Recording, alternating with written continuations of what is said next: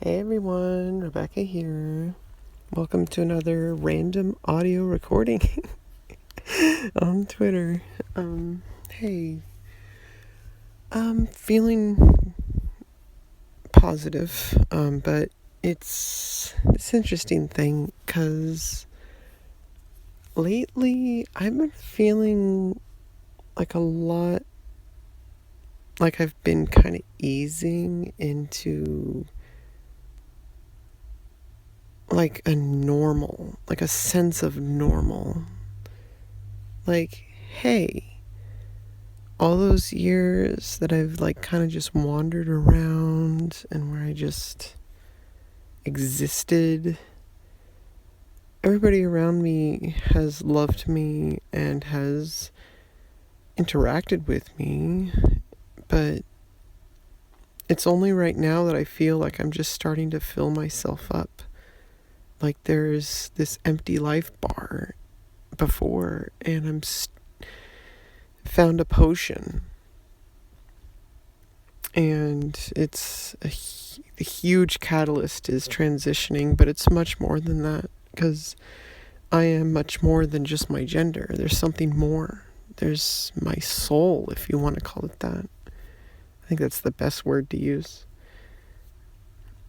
It's just like this sense of who you are and how you think and how you feel and just how you navigate this existence.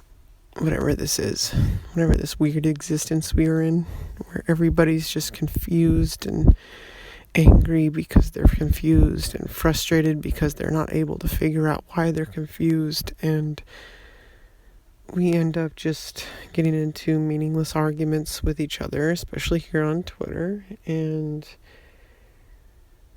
or like we get into this we get into this state of mind where we're like, we need everybody to look at me. I need to get liked. I need to look at me. I need to get likes. I need to get followed. I need to, build, obviously, if you're trying to build an online business, that's a huge part of it. But I feel like there's something other than just a business part of it. I feel like deep inside, we just want people to accept us and we want people to agree with us, even if we're stupid.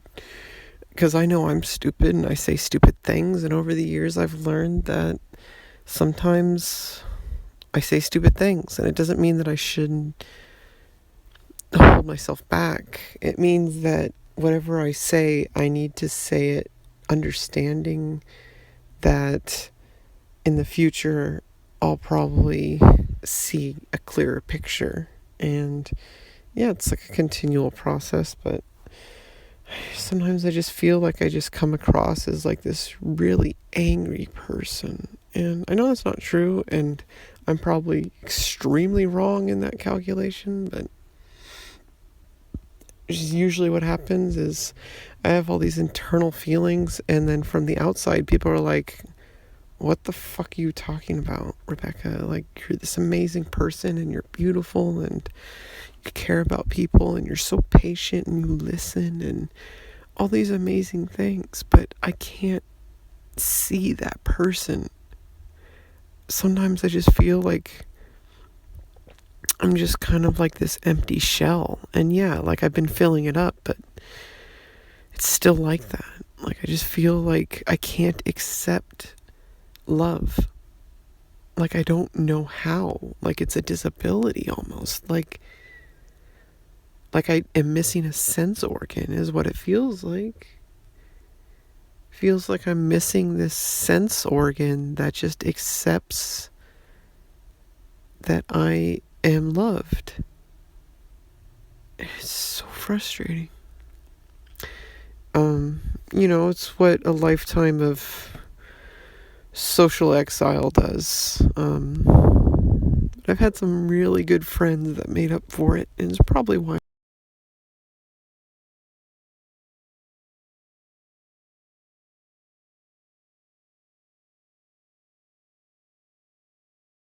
I'm still here. I have some amazing friends, And they don't really exist online. This is kind of my area. So everybody here who's following me, or any future people who are following me, like, you are part of my space, of my existence, in a way that is separate from my real life friends, of course. And I think it's good, because obviously it'd be great to have my real life friends also get involved, especially as hopefully I, you know, build my career somehow, and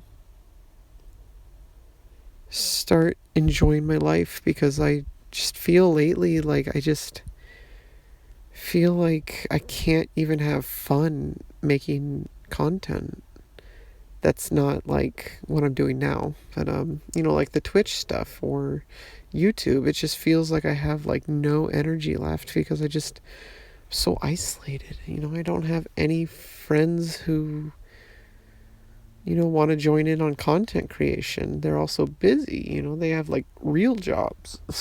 I'm just this like autistic girl who can't work, and so I'm trying to get on SSI. January 6th is the hearing, and my lawyer and case manager are extremely positive about it. My whole medical team is positive about it, but I still feel like there's still this chance that they're going to say no. And I'm desperately trying to build a career on OnlyFans and etc. But that's not. It's like rolling a dice. It's not really. I need to have more faith in it. I've already made some good money. Made way more money than I've ever made on Twitch. I think I've made like $600 something on Twitch.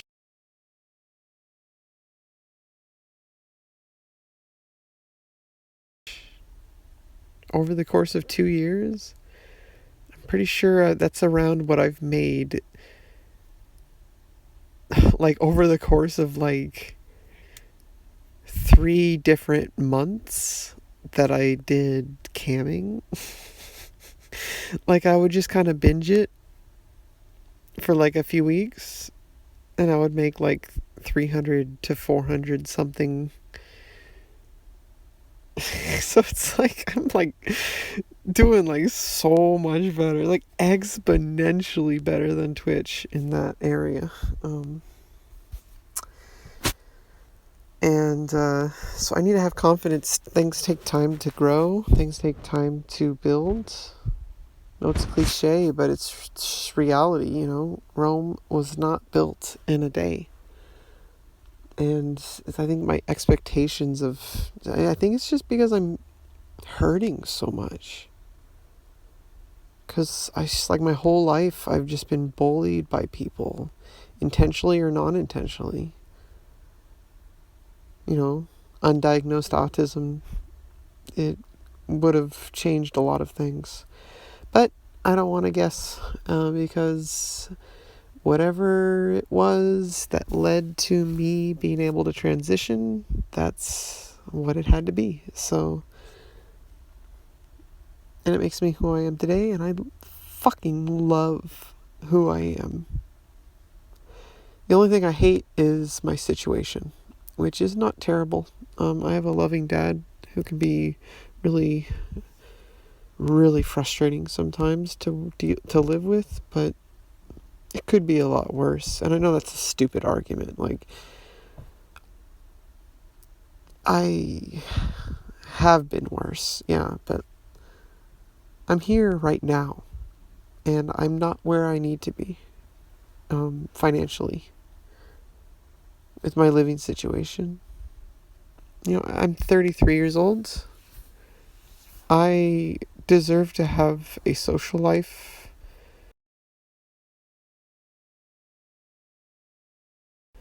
I deserve to have fun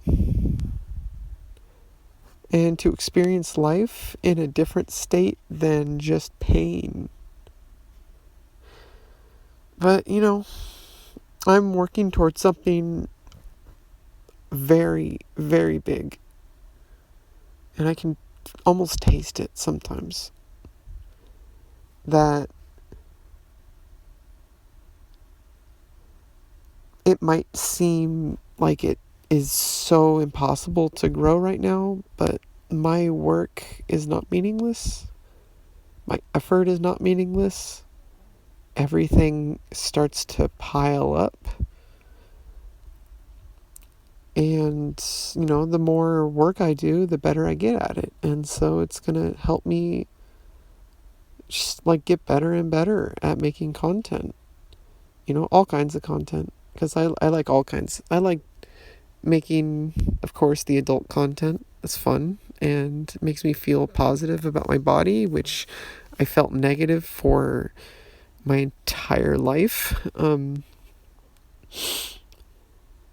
But it's like I don't want to just do that. I also want to do like, the kind of stuff that, is the usual, content, kind of Twitch, YouTube stuff that people do.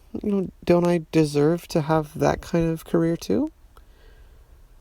I feel like a lot of my fears about my career and why it took me so long to have a dedicated effort to grow my adult content career is that I've constantly feared that if, the internet is forever, like if you put something online, it's going to live with you for the rest of your life. And it's like, well, I mean, there's so many people out there who just tweet so much bullshit. Way, way more damaging to their reputation than what I'm doing. And the thing is, I'm doing things that are in my consent. I chose to make those videos, and I, chose to do, Twitch and YouTube, which is, it gave me a lot of practice. I'm not going to lie. I know that it's like not the ideal practice for content creation. I could have just been making YouTube videos, but in the end, I'm really glad that I did Twitch instead, even though it didn't really help me grow, because it helped me grow as a person, not as a career. And it's been the whole theme of the past 2 years, and I don't know what awaits for me when I'm through the most challenging parts of my transition, which right now is like 2022 is fingers crossed that I can get surgeries scheduled before the end of 2022, just as soon as fucking possible, please. But like I had a lot of time to just get everything out, just talk about the things that are important to me, talk about the things that hurt me, talk about just random things, or just have a place where I felt that I could feel safe and that I could feel like I could document everything about my transition, which is very rare because I've noticed, for me, it comes naturally to just share, like what's on my deepest, darkest thoughts, Some of them I'm keeping to the grave, of course. So, I got to have exclusive content for myself, okay? I can't just make content for you all. I have to make content for me too, that nobody else gets. I'm the top tier subscriber, okay? But I let a lot of the bullshit out. Because, well, first of all, if I, for some reason struck gold when I first started on Twitch,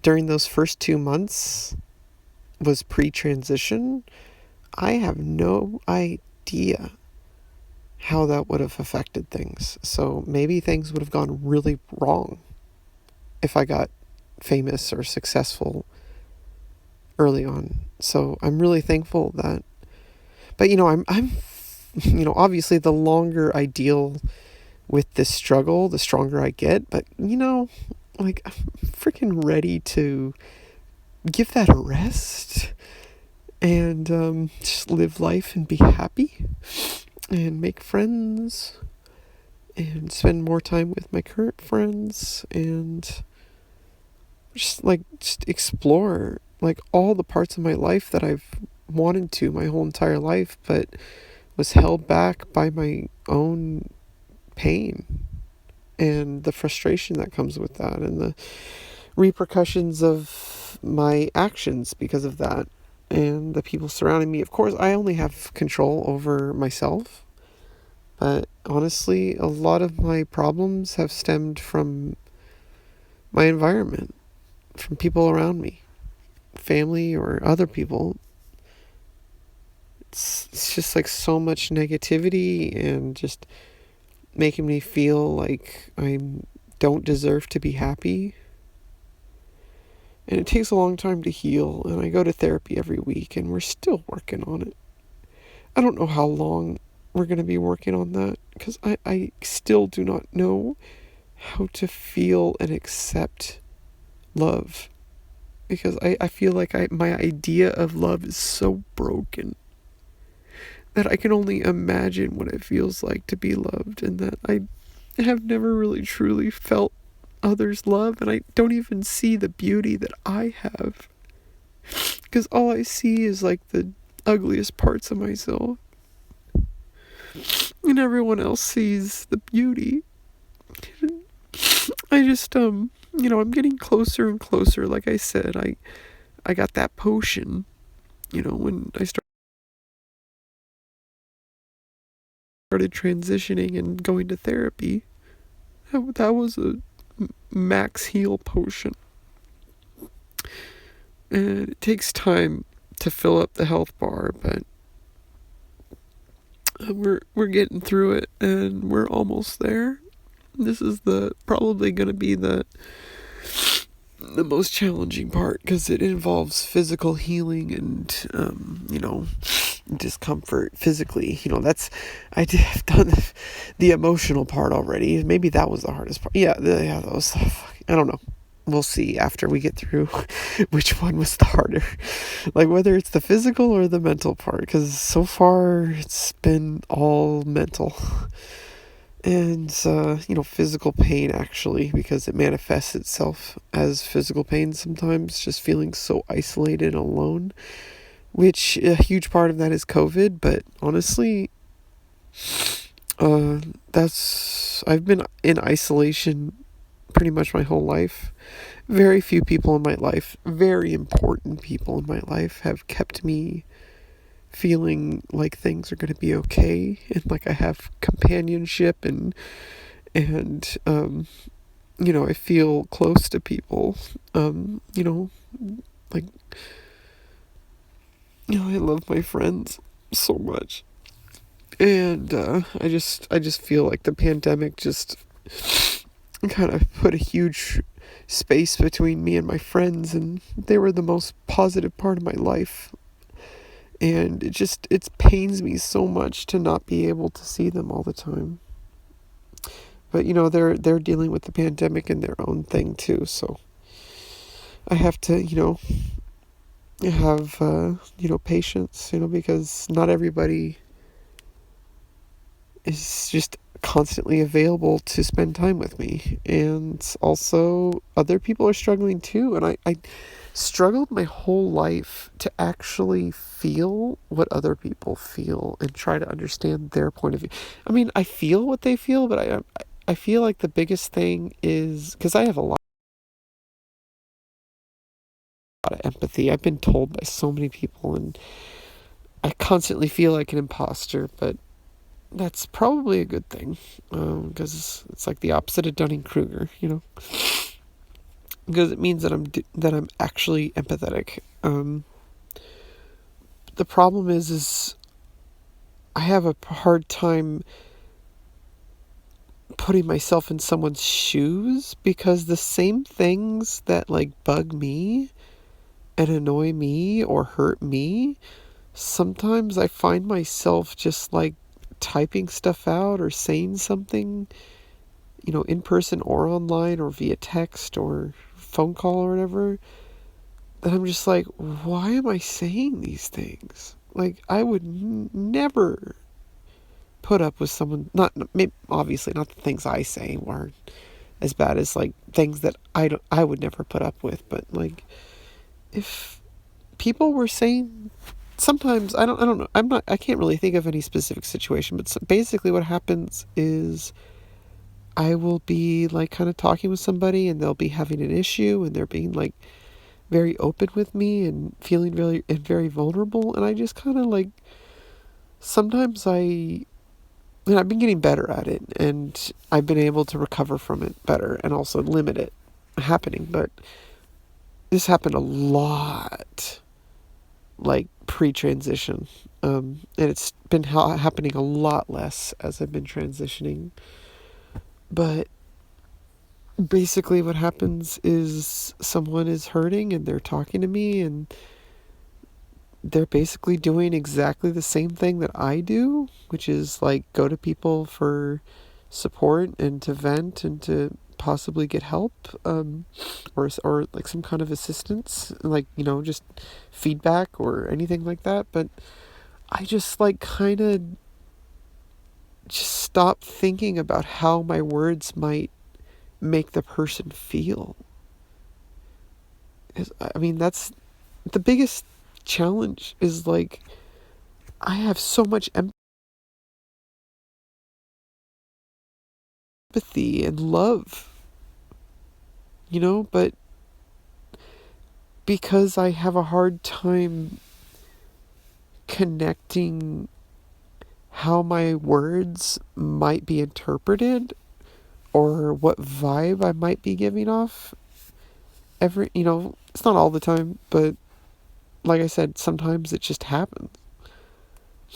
And I might say something really mean to someone, and maybe they're stronger than me because they don't seem to be affected by it the way I am.